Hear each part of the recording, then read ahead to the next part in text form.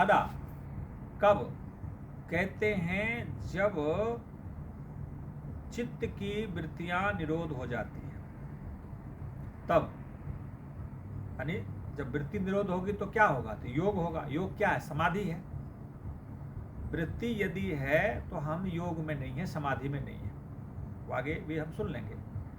तो जब समाधि लग गई, वृत्ति का निरोध हो गया, तो योग की दशा में तब तदा द्रष्टु जो जीवात्मा है वो अपने स्वरूप अवस्था में रहता है। समाधि अवस्था में अपने स्वरूप में रहता है। अपना स्वरूप क्या है? तो पीछे कल हमने पढ़ा था कि चिति शक्ति है, अप्रतिसंक्रमा है, अपरिणामी है, शुद्ध है, अनंत है। तो जो शुद्ध है, बुद्ध है, मुक्त है, अनंत है, चेतन शक्ति मात्र है, जिसमें परिवर्तन नहीं होता है, जो संक्रमित नहीं होता है, वो हम कल पढ़ चुके हैं। वो स्वरूप में आत्मा आ जाती है योग दशा में, चेतन भाव में आता है। अभी हम चेतन भाव में नहीं है। सजीव अलग चीज है और चेतन भाव में होना अलग चीज है। सजीव, हम जीवन के साथ जुड़े हुए हैं। ये शरीर में है तो कहते हैं हम जीवित हैं, हम चेतन व्यवहार करते हैं, लेकिन अभी शरीर को ही अपना मान के बैठे हुए।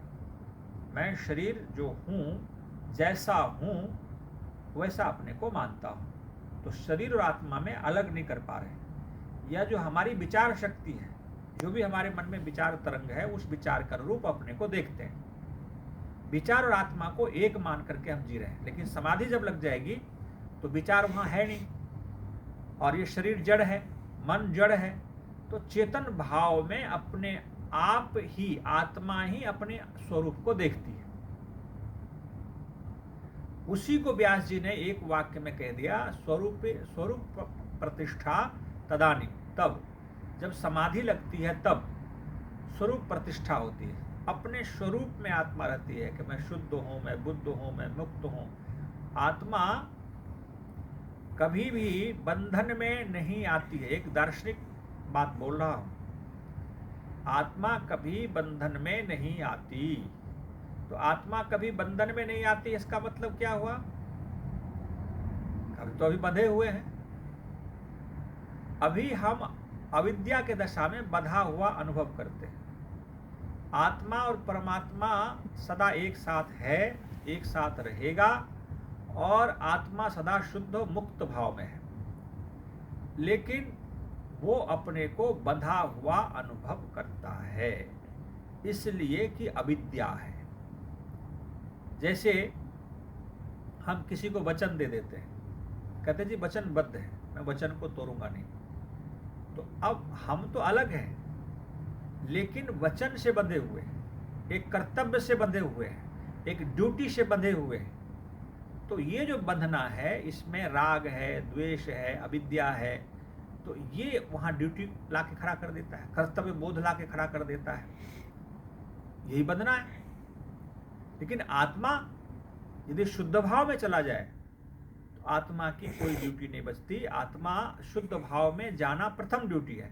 और शुद्ध भाव में जब अपने स्वरूप में चले गए, तब संसार का उपकार निष्काम भाव से कर रहे हैं, तो वहाँ पर कोई बंधन का, कोई संस्कार पढ़ने का, वृत्ति बनने का कोई चांस नहीं रहता ही नहीं।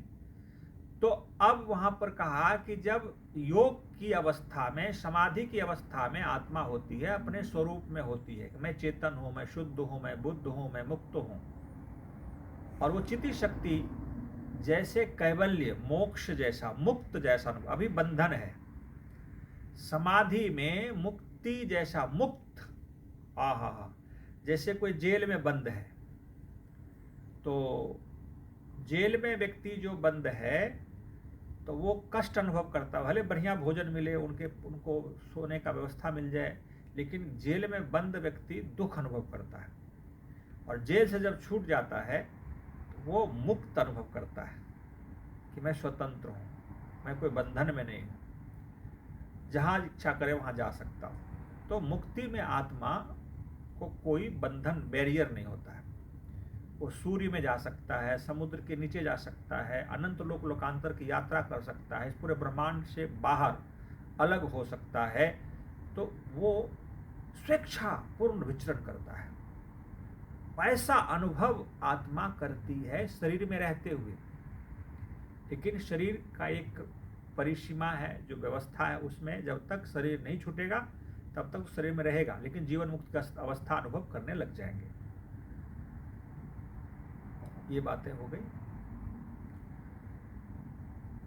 अब इसको आगे और खोलते हैं कि वृत्ति सारूप्यम इतरत्र। चौथा सूत्र देखिए, वृत्ति सारूप्यम इतरत्र। इतरत्र को पकड़ लीजिए। इतरत्र का मतलब होता है, ऊपर जो हमने भी पढ़ा था, तदा तब द्रष्टु स्वरूप अवस्थान, तदा द्रष्टु स्वरूप अवस्थान, तो वो स्वरूप में अवस्थित नहीं है, योग में नहीं है, समाधि में नहीं है, क्योंकि हमेशा तो समाधि में रहेंगे नहीं। 2 घंटे 4 घंटे 5 घंटे 8 घंटे जब तक ध्यानस्थ हैं, समाधिस्थ हैं, तब तक तो वो व्यक्ति आनंद का अनुभव करेगा, वो आत्मा मुक्त अनुभव करेगा। लेकिन जब समाधि भंग हो गई, समाधि टूट गई, तो समाधि जब टूट जाती है तो फिर वह आत्मा समाधि से इतर अवस्था में, अन्य अवस्था में, भिन्न अवस्था में वृत्ति के स्वरूप के जैसा अनुभव करती है। जैसी वृत्ति होगी उसी के अनुरूप वो अपने को देखता है। दुखी हैं तो दुखी अनुभव करेंगे, सुखी हैं तो सुखी अनुभव करेंगे, प्रसन्न हैं तो प्रसन्न अनुभव करेंगे, लोभ है मन में तो लोभी अपने को अनुभव करेंगे, क्रोध है तो क्रोधी अनुभव करेंगे। तो जो वृत्तियां विचार चल तरंग है, उसके विचार के अनुरूप अपने आप को हम ढाल लेते हैं, वैसे ही हमको देखते हैं। पद प्रतिष्ठा है तो उस रूप में अपने को देखते हैं, अपने कर्तव्य है उस रूप में अपने को देखते हैं। जैसी विचार सरणी प्रवाह हमारे चित्त में चलता है, तद्वत विचार के अनुरूप हमारा व्यवहार होता है, स्वरूप होता है, अपने को जानते हैं। आत्मा अलग अपने को नहीं मानती, विचार से घुला मिला, वो विचार ही मैं हूं और मैं ही विचार हूं। जो भी विचार मन में चल रहा है, तो आत्मा अच्छा विचार चल रहा है तो सुख अनुभव करेंगे, बुरा विचार चल रहा है तो दुख अनुभव करेंगे। उसको खोला है, देखिए व्यास जी ने, व्युत्थाने या चित्त वृत्तय, व्युत्थान अवस्था में, व्युत्थान कहते हैं समाधि से भिन्न सामान्य अवस्था में, वृत्ति अवस्था में, जब वृत्ति उठी हुई है उस अवस्था में जो चित्त है, या चित्त वृत्तयः, जो चित्त वृत्तियां हैं सामान्य दशा में, जैसे अभी हम लोग हैं, तद अविशिष्ट वृत्ति पुरुषः, तो वो वृत्ति से युक्त, अविशिष्ट का मतलब होता है जुड़ा हुआ, वो पुरुष आत्मा अपने को देखता है।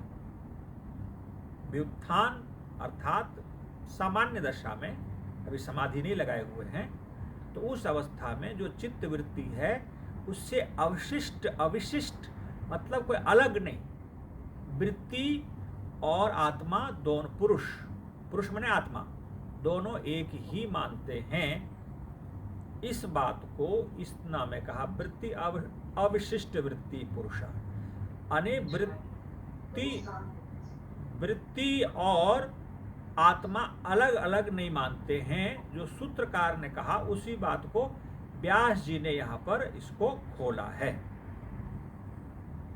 फिर आगे व्यास जी कहते हैं तथा च सूत्रम, एक सूत्र दिया इसको वृत्ति अवस्था में, जैसे विचार सरणी चल रही है, अभी समाधि नहीं लगी हो हमारी, तो एकमेव दर्शनम, कि विचार जो हमारा है और मैं आत्मा हूं, एक ही अपने को दर्शन करते हैं, मानते हैं, ये व्यास जी कह रहे हैं।